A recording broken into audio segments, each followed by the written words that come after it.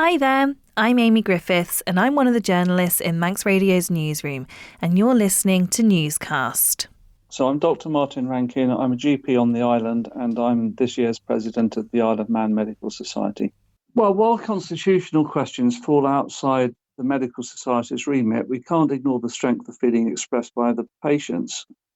Many people believe that major decisions affecting the island should be determined here by the Manx electorate, and a referendum held alongside the next general election would ensure that broad participation was possible and give the community a chance to actually speak on this issue. There was the idea of a referendum that was put forward in Tynwald by the Chief Minister, if I remember rightly, that was not supported by politicians. So, that's not something that's going to be a viable option ahead of the next election in 5 months? Are we away now? Yeah, 5 months.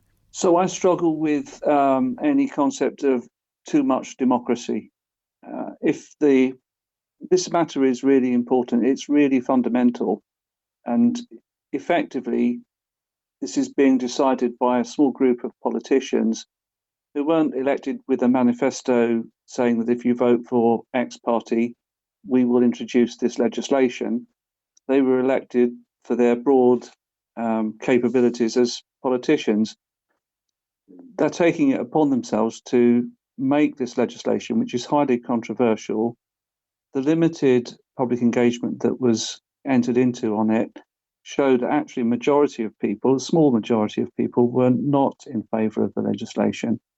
So it seems to be pushing forward an agenda which is popular with a small group of people, but I think actually is very concerning for the impact it could have on lots of other people. What you need to understand is that between a quarter and a third of people will spend months or years in long-term care, often at great personal cost. By contrast, only a very small minority ever face symptoms that modern palliative care can't control. And that imbalance matters because when somebody knows that years in a care home could wipe out most of what they hope to leave their children, that creates a powerful and often an unspoken pressure. And any assisted dying law must confront that head on. So we need much stronger safeguards. We need independent oversight and we need rigorous capacity assessments. We hear very clearly that many people believe decisions of this scale should be made by the Manx electorate, potentially through a referendum at the next general election. And really, this shouldn't be a decision that the politicians exclude the public from. Well, Dr. Allinson, who was the politician who moved the bill in the first place, he argues that a lot of those extra safeguards were going to be coming through in the secondary legislation. So I suppose now they're going to have to accelerate that and do that quicker. But are there any changes that could be made to the bill in its current form that might make the society more comfortable with it? The overwhelming sentiment from doctors on the island is that the bill is unnecessary. So rushing through changes at this stage to get this through in this sitting of Tynwald strikes me as ill-advised, and it would certainly be fair to say it's against the advice of doctors that we pass this legislation at all. You talked a little bit about it there, but the Society said in the statement that it believes that true compassion lies in the enhancement of palliative care services. So what kind of improvements would you like to see in that area here on the Isle of Man? So we already have fairly good palliative care services on the Isle of Man, and I would say that they're broadly comparable to those in most parts of Britain and probably way ahead of the rest of the world. But you can always do more with more, can't you? My name's Graham McCall. I'm a retired GP and I'm part of Manx Duty of Care, which is an informal grouping of health and social care workers who have been opposing this bill from the beginning. And that's probably quite a good place to start in terms of why you are opposed to the bill. I think the fundamental reason for our opposition to the bill is coercion of the vulnerable and socially deprived, and a lack of real choice for them. That actually, so we're worried that coercion can be so hidden and so subtle, and it can even be self-coercion, that actually helping people through their suicidal ideas is so much more important to protect them from those than than to helping them to proceed. So that's our real concern is the vulnerable, and we see in Holland and a disproportionate number of autistic people going for it, and we see in Canada. The report from Ottawa shows that people who are socially deprived and women more likely go for it. So it's so we really feel it's been shown in other jurisdictions to be not safe, even with really you might say really good independent reviews. I mean, Holland has independent reviews, so you would have thought that it would be much safer than it is. But so one might prevent suffering for a few near the very end of life, the few for whom palliative care doesn't work, and yet we'll be committing. Others will suffer. Lives will be needlessly shortened. We can't give good, decent prognoses. We 6 months, a year, we're getting it wrong all the time. Look at Esther Rantzen. I mean, it's just incredible. So, so there's lots and lots of concerns. And the coercion side of things as well is one of the three main points that the Ministry of Justice came back on that it wanted a bit more clarity on, particularly about whether or not it's going to comply with the European Convention on Human Rights. And so what exactly, or I suppose actually better question is there anything that could be changed about the bill that would make you feel more comfortable with it? Well, anything which makes the bill safer, of course, is good, but we don't think this can be made really safe. And people have tried all over the world to make their bills really safe. And we think it's going to fundamentally change the relationship between doctors and social care workers and their patients. It's going to take away the trust. It's going to change the whole nature of the health service. So, we think, it'd be great if we could eliminate coercion. It'd be fantastic. But can we do it? We don't think you can. And we don't think you can train people to adequately assess for coercion either. It's not something doctors are good at, even in the first place. The MOJ did say that it should not be interpreted as disallowing royal assent, was, I think, quite a key sentence. And arguably, our politicians have voted in favour of progressing the bill, and these changes, and the bill, by the sounds of it, if these changes are made, will continue to progress. So do you feel like there could be any way of this bill not going through, or are we too far into it now? I think Dr. Arnson should be really embarrassed that he's worked so hard on this bill, and yet it's shown to be so fallible, and despite the assurances of the Attorney General's office, it doesn't comply with the European Convention on Human Rights, which is basic government protections of our lives. It's not as if European Convention is some high standard which nobody's ever going to reach. This is basic, fundamental protection of our lives. And, Article 2 guarantees that protection of our lives. And the issue there is that supposing you have people with disability, our Capacity Act isn't constructed to help people make life and death decisions like this. It's not. The protections are not going to be there, even once we've implemented and trained everybody in the Capacity Act. It's a big problem. So Dr. Arnson should really withdraw the bill and admit that it's just so complicated. Hours and hours and hours of civil service and MHK time, expensive time, has been spent on this. And the hospice, meantime, is crying out for funding. 2 of my friends died last year with less than perfect care, and it would have been much better care if the hospice had been adequately funded.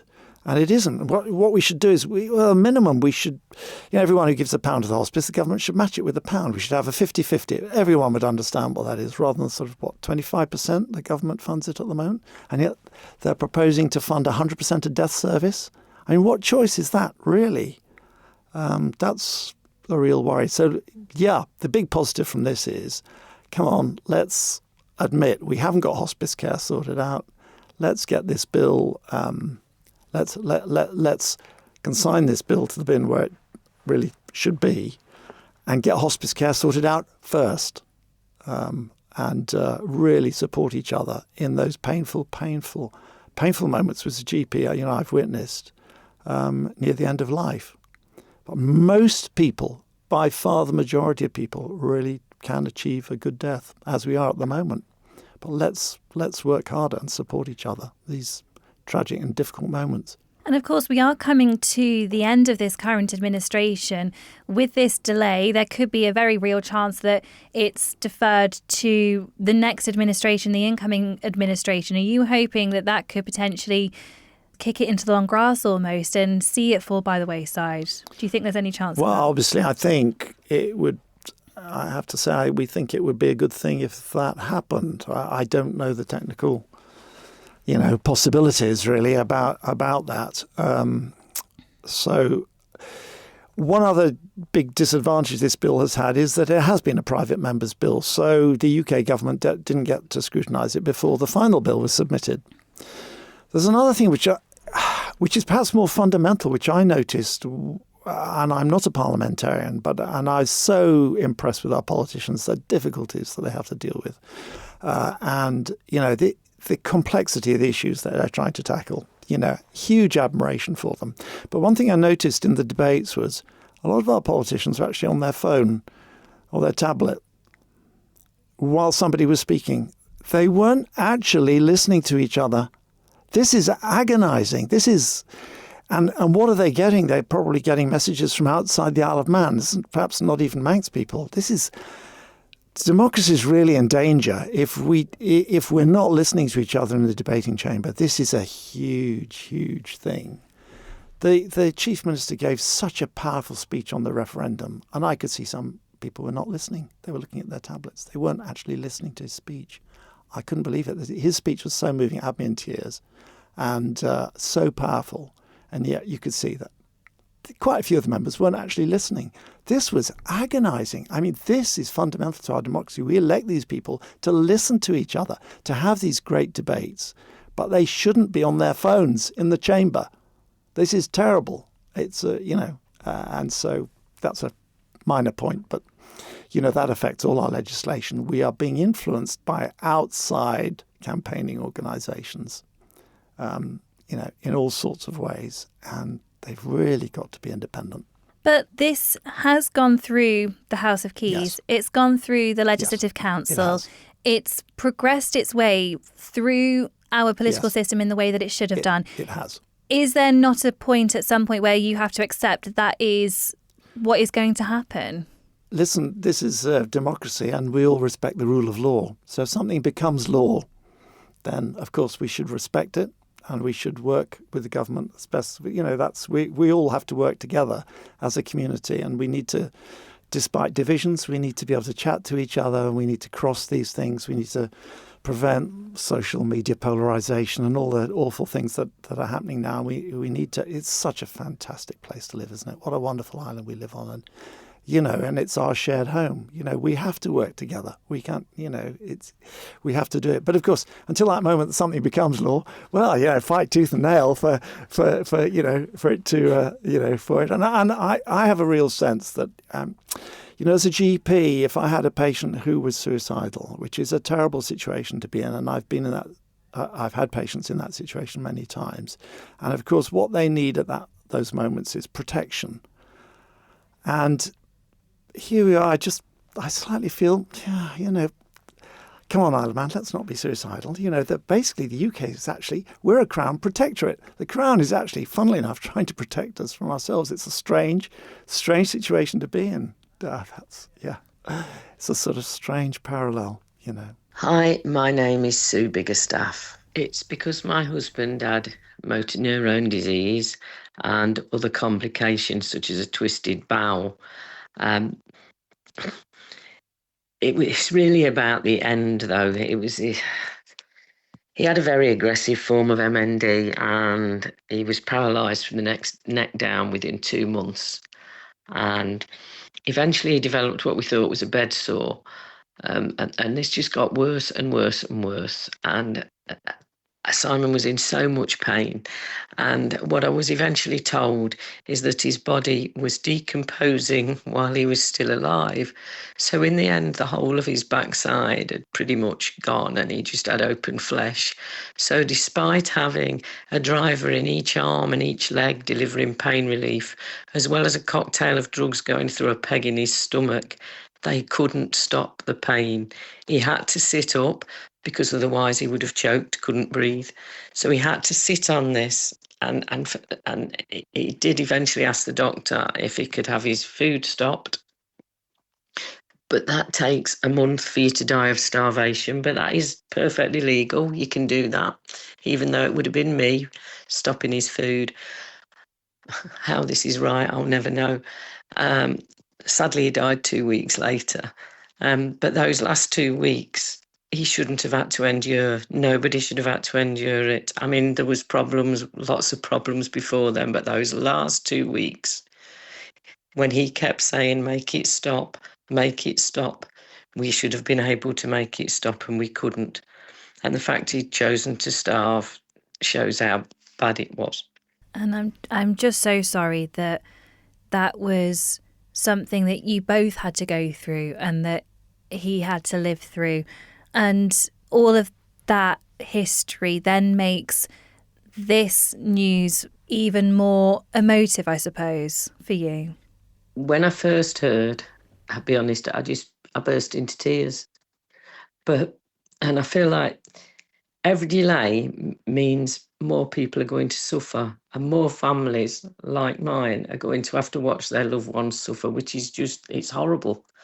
But since receiving the news, I've been led to believe that this is not the end, and that hopefully our government can work with the adjacent aisle and get this through, because I've been across and I have met so many people with terminal illnesses who have told me their stories. I've stood alongside them outside Westminster and seen them fighting, knowing it's going to be too late for them.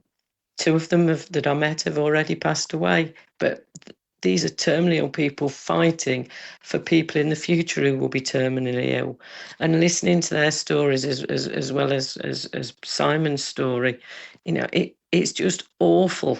And I really don't understand why our government, our parliament, voted this in. It was the will of the people. It went through, and then we have to rely on Royal Assent from over there. And I know it's because we're a Crown dependent, but it seems so wrong that ourselves, Wales, Jersey, we've all done this. And I can't help but think that the English didn't want this to go through before theirs did.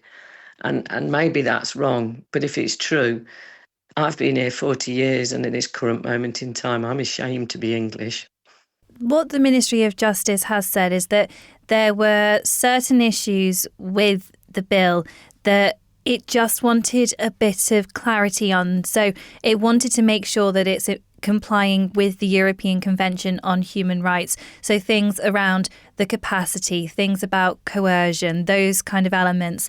And do you think that those are the kind of things that should be put in place first, or do you think they're actually more helpfully tackled during the secondary legislation process, as is currently the case? To be fair, my understanding, and I sat through every debate when this was going through, my understanding was that it was airtight. Clearly, this has arisen. I can't really understand it, because I do remember thinking that even if it came in place because of the strict legislation they'd put in, Simon himself, because he was paralysed from the neck down, wouldn't have been able to administer his own drugs. So I must admit, I was gobsmacked when I heard this. And obviously, I agree, the legislation should be right. But if it was going to be in secondary legislation, I really can't see what difference it makes. What's important was getting this bill through and stopping people suffering and giving people that choice. A lot of people don't take the choice There's 250 million people across the world this is already available to. Less than 1% take it up. But the fact it's there can give them some sort of peace of mind that they're not going to have to suffer as Simon did at the end. And as I say, I've spoken to people who are terminally ill. I'm not a politician. I can't comment too much on all the ins and outs, but in my view, I thought it was airtight. And I know people worry about coercion, but if I remember correctly, there's got to be 2 independent doctors and a psychiatrist. The precautions were there. And in the secondary legislation, there was more, but I'm sure that was already in the first one. But I'm afraid it's Dr. Allinson there. It's a year ago to me now, and I was so happy when it went through, thinking that people like Simon wouldn't have to go through what he did, and that's why I fought for it. And I'm just gutted with the whole thing. I'm just praying that we can still get it sorted. Well, the MOJ did say that their findings shouldn't be interpreted as disallowing royal assent. Yes. But are you worried that this hurdle is going to drag out the process so much that it now doesn't happen, especially with the new administration incoming in, less than 6 months now? I am worried about that, and the constant filibustering in the House of Lords delaying the English one. I think the general play is to delay it until it all runs out of time. And sadly, if it does, the whole process will have to start again. I can only hope that our current government and any new government will operate with compassion and fight to get this law through, this bill through. The one thing I try and say at the end of every interview is what a lady said to me in a demo, and that was, no human being has the right to tell another human being how long they could and should suffer. And I think that one sentence says it all, and that's what this bill is about. And I have said it before, if I kept an animal alive in the same way that Simon was, I'd be prosecuted. And how can it be against the law to treat an animal like this and treat a human being is legal? That's not right. It's Rob Callister, MHK Franken. Well, I think initially we should note that England and Wales are struggling with this piece of legislation themselves. At the moment, their draft bill is currently in the House of Lords, and I think, if I remember right, it had over 1,000 amendments. So I'm not surprised that the UK government is a little nervous around this piece of legislation. As I said right at the very outset of this debate back in May 2022, when my colleague from Ramsey, Dr. Allinson, was moving that private members bill, I genuinely believe that, we should have taken a steer towards the Jersey model, which was one accepted by the government very early on. They had a jury system that actually had a cross-section of their community look at the legislation. But more importantly, they brought together both the primary and the secondary legislation, which gave every single island resident in the Channel Islands an understanding, not just how the primary legislation would be drafted, but how the model would work in technicalities in respect of safeguarding, protection, and how the service would be rolled out to the community. The Isle of Man didn't do that, unfortunately. And that's the thing that the MOJ has said, isn't it? It's not that it should be interpreted as disallowing royal assent, but actually it just wants to make sure that the bill's complying with the European Convention on Human Rights, and that actually the primary legislation without the secondary legislation doesn't give them that assurance. Yeah, and I think that's an interesting question for the future, that if we're bringing something which the rest of the British Isles is looking at, is that we try to bring forward a piece of legislation which maybe in the future requires that secondary legislation in order for everybody to understand what is going to be achieved. For me personally, I always thought the primary legislation was only the first hurdle. And then after that, the secondary legislation would have to be drafted. The people of the Isle of Man would have to get that information. There would be a further consultation on the Isle of Man for the Isle of Man as a collective group to either accept or reject assisted dying on the Isle of Man. The primary legislation is just the first of many hurdles to overcome. I suppose the issue as well is that sometimes, and I could imagine in this case, the secondary legislation can take an awfully long time. I mean, there are some bills that have been approved for years and years and they still haven't got the secondary legislation through yet. And so actually for something like this, where particularly it's such a contentious issue and one that people want to make sure is right, it could make that process take so much longer. Yeah, and if you go back to the second reading in October 2023, I made that point very clearly. I personally wanted to see us take that route that Jersey followed. They had a multi-year approach. And then from that, they were confident that, one, that it was supported by the Channel Islands collectively, but which enabled the government then to get behind the bill. So the Jersey's draft legislation has the full weight of government behind it. This in the Isle of Man is a private member's bill, and it still has to overcome those hurdles that trying to get, one, the public to accept it, but also trying to get the professionals to get into accepting this as well. So there's a lot of hurdles still to come. This is obviously stalled now, and I think two things have got to happen when something like this happens again in the future, that we do on the Isle of Man allow secondary legislation to be drafted at the same time to give everybody the full picture. But more importantly, that maybe we should again look at those citizens' juries to see, once the public is on side, then government can be confident enough to get behind it, because that is what the Isle of Man's asking for. From that point of view, it's purely about rolling out the operational functions around that bill. And do you think it raises questions, this issue, about just how much involvement the UK can have in Manx legislation, essentially, and being able to block it? I think, to be perfectly honest, it's very rare for the UK government to interfere with legislation being passed here on the Isle of Man. Clearly, they've got their own concerns around the assisted dying legislation themselves. And I understand why they're a little nervous, because at the moment, the legislation in Scotland is slightly different than the Isle of Man. The Isle of Man is slightly different than Jersey, and Jersey is different than England and Wales. So at some point, it was always my understanding, at some point, once the legislation had been passed in all the legislatures in the British Isles, there would be some coming together of the legislation, and there would be one uniformal sort of piece of legislation right across the British Isles.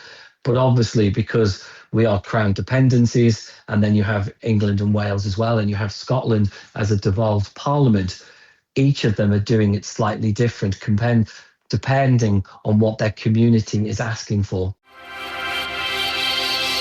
Thank you for making it to the end of the Manx Radio newscast. You are obviously someone with exquisite taste. May I politely suggest you might want to subscribe to this and a wide range of Manx Radio podcasts at your favourite podcast provider, so our best bits will magically appear on your smartphone.